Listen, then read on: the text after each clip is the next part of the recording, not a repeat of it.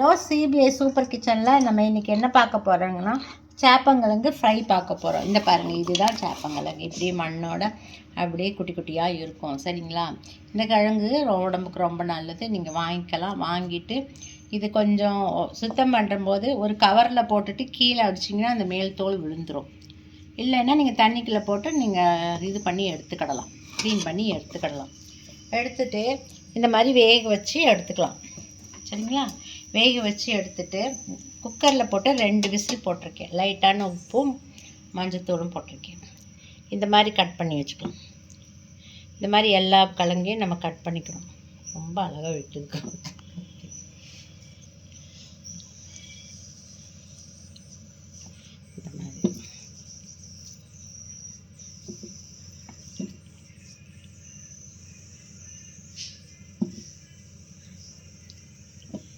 இந்த மாதிரி நம்ம வெட்டிக்கலாம். வெட்டிட்டு பார்க்கலாம். இந்த மாதிரி கட் பண்ணியாச்சு. கட் பண்ணினால கொஞ்சம் மிளகாத்தூள்,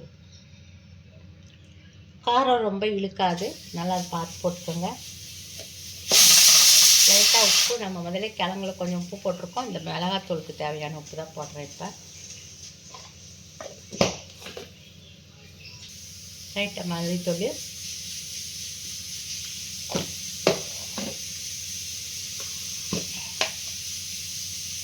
கொஞ்சமாக மஞ்சள் பொடி, கார்ன்ஃப்ளவர்.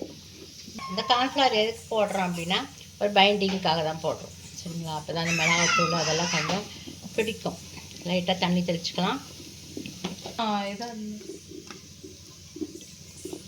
நல்லா இந்த அளவுக்கு நம்ம பிசைஞ்சு வச்சிடலாம். ஒரு 5 நிமிஷம் இருக்கட்டும். அதுக்கப்புறம் நம்ம தோசைக்கல்லில் போட்டு நம்ம எடுத்துக்கலாம். இல்லை நீங்கள் ரொம்ப தேவைப்படுது அப்படின்னா நீங்கள் எண்ணெய் போட்டு கூட நீங்கள் பொரிச்சுக்கலாம். எண்ணெய் காட்டில் நீங்கள் தோசைக்கல்லில் போட்டுடுங்க. அதான் டேஸ்ட் நல்லாயிருக்கும். எண்ணெய் அதிகமாக இழுக்கும். தோசைக்கல்லில் போட்டால் மீடியமாக தான் இருக்கும். செஞ்சு பாருங்கள், ரொம்ப நல்லாயிருக்கும். உடம்புக்கும் ரொம்ப நல்லது. தோசைக்கல்லில் ஊற்றி நான் கொஞ்சம் ஆயில் போட்டிருக்கேன். அளவாக ஆயில் போட்டிருக்கேன். அந்த ஆயில் போதும். வச்சு தோசைக்கல் நல்லா சூடு ஏறட்டும். எண்ணெய் சுட்டதுக்கப்புறம் நம்ம போட்டுக்கலாம். அதை எடுங்க. இப்போ நம்ம ஒன்றா இதில் தோசைக்கல்லில் வச்சிடலாம்.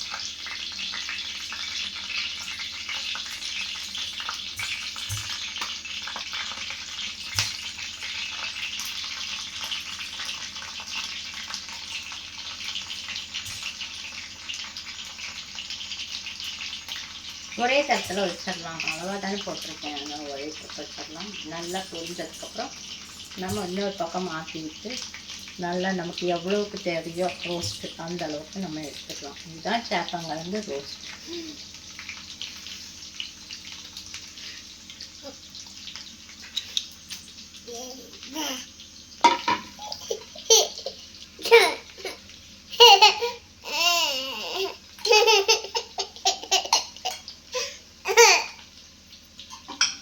கொஞ்சம் லேசாக இது மேலே மிளகாத்தூள் லைட்டாக விடலாம்.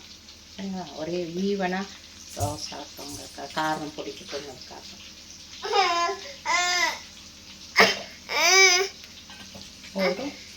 போட்டுக்கலாம். கொஞ்சம் நேரம் கழிச்சு பாருங்கள் எவ்வளோ நல்லா ரோஸ்ட் ஆகிடுச்சு. பார்த்தீங்களா? நல்லா சூப்பராக ரோஸ்ட் ஆகிடுச்சு. அவ்வளோதான், போதும். இது சாம்பார் சாதம், தயிர் சாதம், ரசம் சாதம் எல்லாத்துக்கும் நல்லாயிருக்கும். நீங்கள் இது மாதிரி பண்ணிக்கோங்க. குழம்ப காட்டில் இது ரொம்ப நல்லா டேஸ்ட்டாக இருக்கும். பாருங்கள் எப்படி உப்பி உப்பி உப்பி எப்படி வச்சுருக்கு பாருங்கள். ரொம்ப நல்லாயிருக்கும். பாருங்கள், வறுவல் ஓகே ஆகிடுச்சு. சேப்பங்கிழங்கு வறுவல் முடிஞ்சிடுச்சு. நீங்கள் சிபிஐ சூப்பர் கிச்சனை சப்ஸ்கிரைப் பண்ணுங்கள், லைக் பண்ணுங்கள், கமெண்ட்ஸ் கொடுங்க. தேங்க்யூ.